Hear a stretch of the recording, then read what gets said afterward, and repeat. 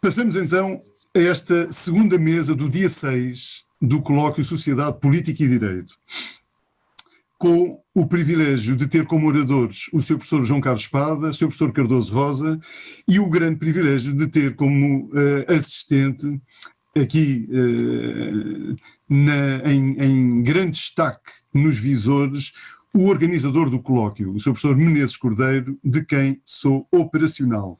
Vamos à brevíssima apresentação. Peço desculpa e boas-vindas a todos os que estão e a todos os que, entretanto, chegarem, já por antecipação.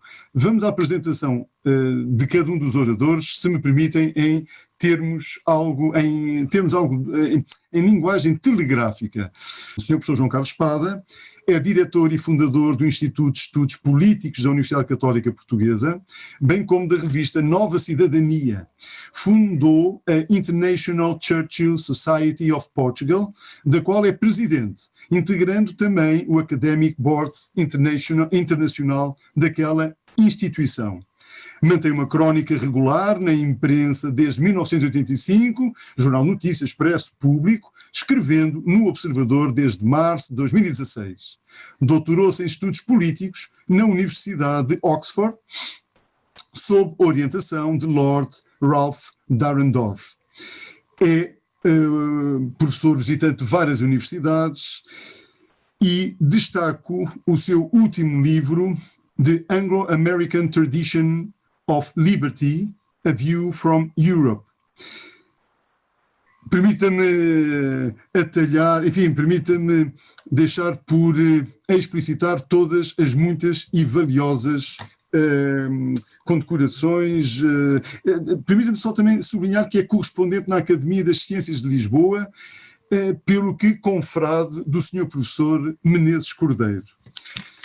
E, indo ao que, se me permitem, mais interessa, iremos então ouvir o Sr. Professor João Carlos Espada falar-nos sobre dois conceitos de democracia, a democracia liberal e a democracia despótica, sendo um gosto e sendo de muito proveito ouvi-lo. Muito obrigado, antecipadamente.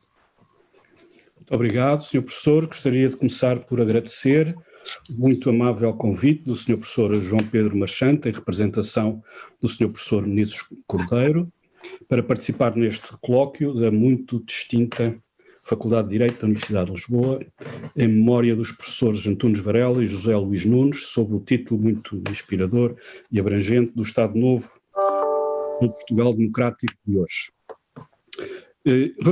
Gostaria de começar por recordar o papel decisivo desempenhado por José Luís Nunes na defesa de uma democracia de tipo ocidental no nosso país, quer na oposição ao chamado Estado Novo, quer depois, sobretudo, na resistência contra as novas correntes autoritárias que preconizavam o que na época era designado por democracia popular. Penso que todos nos recordamos ainda desse período, e proponho-me abordar a esse propósito, brevemente, naturalmente, a questão da efetiva existência na história do pensamento político ocidental daquilo que chamarei dois conceitos de democracia. Gostaria de começar por recordar a este respeito que muitos dos nossos manuais escolares ainda hoje atribuem a origem das democracias ocidentais modernas à Revolução Francesa de 1789. É frequente ouvir também esta referência em debates públicos. No entanto, em meu entender, essa referência não é exata e, no fundo, de certa forma, este vai ser o tema central do meu argumento. O tema de que não é exato que a Revolução Francesa tenha sido a origem das democracias ocidentais modernas. Em primeiro lugar, porque antes da Revolução Francesa tinha ocorrido, como sabemos, a Revolução Americana de 1776 e a Revolução Inglesa de 1688. Esta última é, aliás, fugazmente referida em grande parte dos manuais escolares. Em segundo lugar, porque as democracias mais antigas e duradouras inspiraram-se sobretudo, embora talvez não exclusivamente, mas sobretudo na experiência americana e inglesa e não sobretudo na francesa. E em terceiro lugar, porque o modelo francês inspirou, em minha opinião, sobretudo experiências radicais, não propriamente democráticas, nomeadamente o republicanismo radical da América Latina e da Primeira República Portuguesa, de 1910 a 1926, bem como, em meu entender também, a Revolução Soviética de 1917. Bom, eu penso que isto talvez sejam afirmações um pouco controversas, mas o objetivo também é esse, é proporcionar um debate. O meu querido amigo professor João Rosas, penso que estamos genericamente de acordo, mas haverá sobretudo naturais diferenças, e isso também é bom para depois podermos ter um debate, um lively debate. Bom, mas portanto, este é o meu ponto de partida e é de certa forma o núcleo central do argumento que eu gostava de apresentar. E gostava de sugerir que a tentativa de explicação daquilo que eu considero um equívoco sobre a origem da democracia ocidental moderna pode conduzir-nos a uma viagem retrospectiva, que me parece muito estimulante, sobre a origem do moderno conceito de democracia. Embora possa ser dito que as três revoluções, inglesa, americana e francesa, visavam igualmente romper com o absolutismo do chamado antigo regime, a verdade é que o novo regime que propunham não era o mesmo, e esta é a minha principal contention. O novo regime não era o mesmo. Talvez o antigo regime fosse, enfim, genericamente o mesmo, o absolutismo com que queriam romper, mas o novo regime que propunham não era o mesmo. Nos casos inglês e americano, tratava-se de restaurar, e gostava de sublinhar o termo restaurar, um governo limitado, fundado no consentimento dos eleitores. No caso francês, tratava-se de substituir o absolutismo do antigo regime por um novo absolutismo popular e republicano. Enfim, esta é a minha principal proposição. Esta diferença crucial, em meu entender, pode ser observada pela leitura comparativa de duas obras que mais influenciaram, por um lado, a Constituição americana e, por outro lado, a Revolução Francesa. No caso americano, temos os Federalist Papers, uma coleção de ensaios que Alexander Hamilton, John Jay e James Madison publicaram em jornais da época, sob o pseudónimo comum de Publius, com vista à defesa do projeto constitucional de 1787. Aliás, na passada semana, por coincidência, passaram 233 anos sobre a publicação do primeiro Federalist Paper, em outubro de 1787. No caso francês, eu gostaria de propor um dos livros que mais influenciou os revolucionários de 1789, o livro Du Contrat Social, de Jean-Jacques Rousseau, originalmente publicado em 1762. Portanto, o que eu me propunha agora fazer era brevemente, e espero que não seja muito boring, uma breve comparação de passagens dos dois livros para, enfim, sugerir uma reflexão mais alargada sobre os diferentes pontos de vista presentes em Jean-Jacques Rousseau e nos Federalist Papers. Ora bem, uma boa forma de começar este exercício comparativo, quanto a mim, reside em comparar o propósito inicial anunciado por cada autor para a sua obra. Comecemos por escutar Rousseau, e passo a citar, do livro 1, livro 1, capítulo 6, do Contrato Social. Citação: como encontrar uma forma de associação que defenda a pessoa e bens de cada membro com a força coletiva de todos e sob a qual cada indivíduo, enquanto se une aos outros, obedece somente a ele próprio, mantendo-se tão livre como anteriormente. Este é o problema fundamental ao qual o contrato social dá a solução. Fim de citação. O objetivo de Rousseau é, quanto a mim, portanto, com base neste propósito inicial e com base depois no conhecimento do resto da obra, naturalmente, o objetivo de Rousseau é encontrar um esquema de perfeição, uma solução política perfeita, em que cada um obedece a todos sem obedecer a ninguém, a expressão é dele, permanecendo tão livre sob o governo civil quanto era no estado de natureza. Isto vai ter tremendas implicações, como eu argumentarei a seguir, porque Rousseau, e sobretudo os seus seguidores em França, e não só em França, vai defender que, se o povo for soberano, não haverá ameaças à liberdade das pessoas. Vejamos agora o contraste com o tom sóbrio e cético de James Madison, que viria a ser o quarto presidente norte-americano, mas que não era presidente, naturalmente, quando escreveu os Federalist Papers, e foi, portanto, um dos três autores dos Federalist Papers. E passo agora também a citar James Madison, Federalista 51.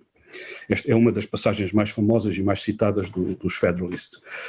Portanto, passo a citar: se os homens fossem anjos, nenhum governo seria necessário. Se os anjos governassem os homens, não seriam necessários nem controlos externos, nem internos sobre o governo.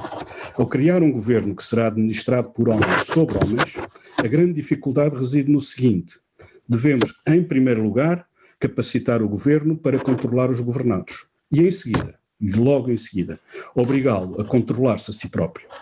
A dependência do povo é, sem dúvida, o controle primário sobre o governo. Mas, e aqui vem uma frase fundamental, mas a experiência ensinou à humanidade a necessidade de precauções adicionais. Portanto, precauções adicionais ao controle popular, ou à dependência do povo. Fim de citação. James Madison parece estar a responder diretamente ao projeto utópico de Jean-Jacques Rousseau. Ele afasta imediata e explicitamente qualquer sonho de perfeição política, porque os homens não são anjos, a perfeição política está-nos vedada. Madison fala de uma grande dificuldade em resolver os seus dois problemas e adverte: a dependência do povo, volto a citar, é sem dúvida o controle primário sobre o governo, mas a experiência ensinou à humanidade a necessidade de precauções adicionais. Fim de citação. Isto significa que Madison não acredita que um governo emanado do povo deva ser isentado de controlos adicionais. Por esta razão, Madison vai imediatamente preocupar-se com a criação de mecanismos de controle sobre o governo popular. E volto a citar James Madison, do mesmo Federalista 51, citação: mas a grande segurança contra a gradual concentração dos vários poderes nos mesmos departamentos consiste em dar àqueles que administram cada departamento os meios constitucionais e os motivos pessoais necessários para resistir à invasão dos outros. A provisão para a defesa deve, neste como em todos os outros casos, ser proporcional ao perigo de ataque. A ambição deve ser usada para contrariar a ambição. Fim de citação. Creio que temos aqui uma perspectiva muito diferente da de Rousseau, a quem pertence a passagem seguinte, agora voltando a Rousseau. Eu gostava de chamar enfaticamente a atenção para esta passagem. Citação: se, então, eliminarmos do pacto social tudo o que não lhe seja essencial, verificamos que se reduz ao seguinte: cada um de nós coloca na comunidade a sua pessoa e todos os seus poderes, sob a direção suprema da vontade geral, e como um corpo, sublinho, e como um corpo, incorporamos cada membro como uma parte indivisível do todo. Fim de citação. A ideia de Rousseau parece-me claramente oposta à de Madison. Em vez de separação de poderes, ele fala de um poder único e supremo da vontade geral. Em vez de equilíbrio de poderes, ele sonha com um todo unitário e indivisível. Estas ideias ficam ainda mais claras na passagem seguinte, de novo de Rousseau. Citação: estes artigos de associação, entendidos corretamente, são redutíveis a um único, nomeadamente a total alienação, sublinho, a total alienação por cada associado de ele próprio e de todos os seus direitos para toda a comunidade. Assim, em primeiro lugar, à medida que cada indivíduo se dá em absoluto, as condições são as mesmas para todos, e precisamente porque são as mesmas para todos, não é do interesse de ninguém tornar as condições onerosas para os outros. Fim de citação. Contrato Social, também livro 1º, capítulo 6. Rousseau não podia ser mais claro. O seu contrato de associação exige a total alienação por cada associado de ele próprio e de todos os seus direitos para toda a comunidade. E esta comunidade é sempre pensada como um todo unitário. Uma vez que se trata de uma associação entre iguais, e as condições são iguais para todos, ninguém teria interesse em prejudicar os outros. Com este raciocínio puramente abstrato, Rousseau introduz, em meu entender, o culto da igualdade que iria marcar as tragédias políticas modernas. O poder dos iguais é um poder perfeito e, por isso, deve ser ilimitado e sem partilha, sem apelo. Sr. Professor João Carlos Espada, desculpa de interrompê-lo, mas se pudesse, ao passar as páginas e evitar que as páginas tocassem no microfone, evitar grandes barulhos de fundo, se me permite. Desculpe, aqui não faz barulho. Claro. Desculpe a interrupção. Não, muito obrigado, sim. Portanto, dizia eu que nesta tradição de Rousseau e dos seguidores de Rousseau, o poder dos iguais é visto como um poder perfeito e por isso deve ser ilimitado e sem partilha, sem apelo. E volto a citar Rousseau, também do Contrato Social, livro 1º, capítulo 6. Em segundo lugar, uma vez que a alienação é incondicional, a união é tão perfeita quanto pode ser, e nenhum associado individual continuará a ter quaisquer direitos a reclamar. Fim de citação. Finalmente, Rousseau vai fechar o seu esquema de perfeição com outra abstração igualitária, cuja consequência política será de novo a ideia de um poder ilimitado do todo sobre as partes. E as partes, por sua vez, não só ficariam tão livres como antes, mas ainda ficariam com mais poder, segundo Rousseau. Passo a citar, de novo, Contrato Social, livro 1, capítulo 6. Citação. Finalmente, uma vez que cada homem se dá a todos, ele dá-se a ninguém. E uma vez que não há qualquer associado sobre o qual ele não ganhe os mesmos direitos que os outros ganham sobre ele, cada homem recupera o equivalente a tudo o que perdeu e, na troca, adquire mais poder para preservar o que ele possui. Fim de citação. De novo, estas palavras devem ser contrastadas, em meu entender, com o ceticismo prudente de Madison e a sua preocupação permanente de limitar, dividir e controlar todo o poder. Citação agora de James Madison, também do Federalista 51. Esta política de fornecer, através de interesses opostos e rivais, a falta de melhores motivos, pode ser encontrada em todo o sistema de relações humanas, privadas e públicas. Vemos isto particularmente exposto em todas as distribuições de poder subordinadas, onde o objetivo constante é dividir e organizar os vários departamentos, de modo a que cada um possa ser um freio sobre o outro, que o interesse privado de cada indivíduo possa ser uma sentinela sobre os direitos públicos. Gostava de enfatizar esta passagem, que o interesse privado de cada indivíduo possa ser uma sentinela sobre os direitos públicos. Estas invenções de prudência não podem ser um requisito menor na distribuição dos poderes supremos do Estado. Fim de citação. Esta preocupação de Madison é ainda maior quando o poder reside no povo, porque, num governo popular, é natural que o poder se concentre na esfera legislativa.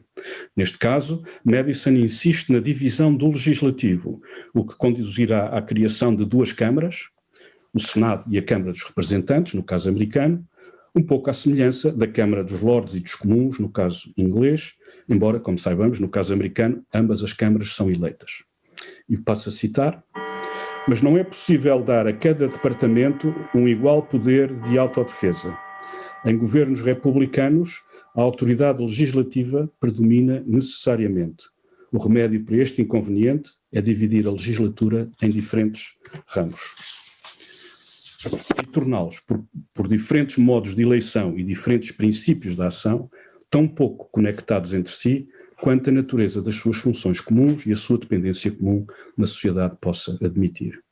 Federalista 51, mais uma vez. Em suma, podemos dizer que James Madison procurava manter a tradição inglesa de um governo limitado nas novas condições da chamada soberania popular. Rousseau, por seu turno, imaginava que, sendo o povo soberano, o governo dele emanado devia ser absoluto. É isto que fica patente, mais uma passagem, que, quanto a mim, é um verdadeiro exemplo de delírio despótico em nome dos iguais, e passo a citar. Agora, como o soberano Rousseau, estou a citar Rousseau. Agora, como o soberano é formado integralmente pelos indivíduos que o compõem, ele não tem, nem poderá ter, qualquer interesse contrário ao deles. Deste modo, o soberano não tem necessidade de dar garantias aos súditos, porque é impossível para um corpo desejar magoar todos os seus membros e, como veremos, não pode magoar qualquer membro particular. O soberano, pelo mero facto de o ser, é sempre tudo o que deve ser. Repito esta frase absolutamente bombástica. O soberano, pelo mero facto de o ser, é sempre tudo o que deve ser. Fim de citação. Bom, vou agora, para concluir, gostaria de recordar que a questão crucial do governo limitado, em meu entender, distingue as revoluções inglesa e americana, por um lado, da Revolução Francesa, por outro.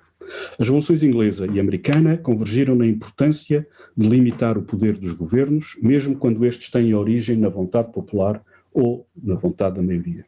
A Revolução Francesa, por seu turno, sob forte influência de Rousseau, enfim, e sobretudo dos intérpretes de Rousseau, naturalmente, imaginava que, sendo o povo soberano, o governo dele emanado devia ser absoluto e ilimitado.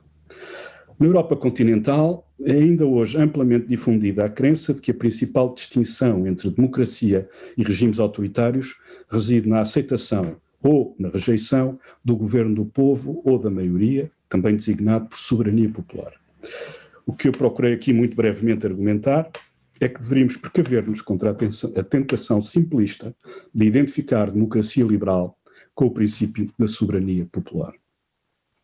A este respeito, gostaria de concluir recordando Karl Popper, a cuja obra tenho o prazer de recordar, o professor João Cardoso Rosas, meu distinto colega neste painel e amigo de longa data, e eu próprio, o professor Cardoso Rosas e eu próprio tivemos o privilégio de dedicar alguma atenção, enfim, para dizer o mínimo, à obra de Karl Popper. E Popper gostava de recordar que condenou severamente as doutrinas vanguardistas de Platão e Marx, segundo as quais o melhor regime seria definido pelo governo de um grupo de especialistas, os filósofos, no caso de Platão, a chamada vanguarda do proletariado, no caso de Marx. Mas Karl Popper teve a explícita preocupação de sublinhar que a alternativa a estes, digamos, vanguardismos de Platão e Marx não residia simplesmente no governo do povo. Sua hoje famosa teoria da democracia, que aliás veio apresentar em Lisboa, em 1987, a convite do então presidente Mário Soares, e o tema da sua palestra foi precisamente sobre 2 conceitos de democracia. Portanto, a sua hoje famosa teoria da democracia parte precisamente da asserção de que a pergunta quem deve governar deve ser posta de lado como pergunta crucial para definir o melhor regime político. Esta pergunta, argumentou Popper, deve ser substituída por uma outra: como afastar os maus governos sem derramamento de sangue, sem violência. Ao procurar responder a esta segunda nova pergunta, Popper mostrou que o governo da maioria não seria só por si suficiente. Também o governo da maioria teria de ser limitado por um conjunto de regras que o impedissem de se transformar numa ditadura. Por outras palavras, Karl Popper reiterou o argumento dos Federalist Papers sobre a importância crucial de limitar o poder de todos os governos, mesmo quando estes têm origem na vontade popular ou da maioria. E sublinhou que essa limitação passa, sobretudo, por um sistema constitucional de separação de poderes, freios e contrapesos, direitos e garantias legais. Numa palavra, os governos devem ser limitados pela lei, aquilo que na tradição de língua inglesa se designa, como sabemos, por rule of law, na tradição continental por Rechtsstaat, ou Estado de Direito, ou ainda, em ambas as tradições, por governo constitucional. Muito obrigado. E aqui espero ter cumprido o tempo. Muito obrigado.